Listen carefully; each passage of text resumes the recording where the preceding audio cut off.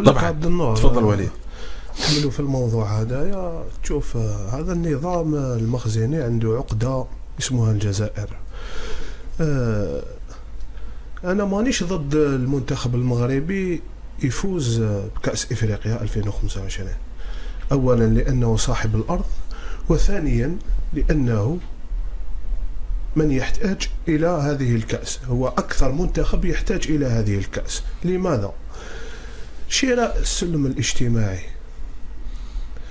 لأن المنتخبات الأخرى سواء الجزائر أو تونس أو مصر أو كوت ديفوار أو جنوب إفريقيا أو الكاميرون ما تحتاج إلى كأس إفريقيا، ما تحتاج إلى كأس إفريقيا في هذا الظرف.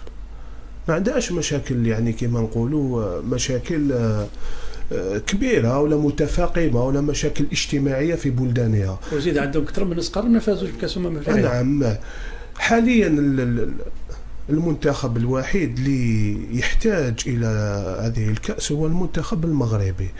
والمنتخب المغربي أنا كما قلت يعني في المغرب النظام هذا تاع المخزن يعتبر كرة القدم كحقنة للشعب المغربي.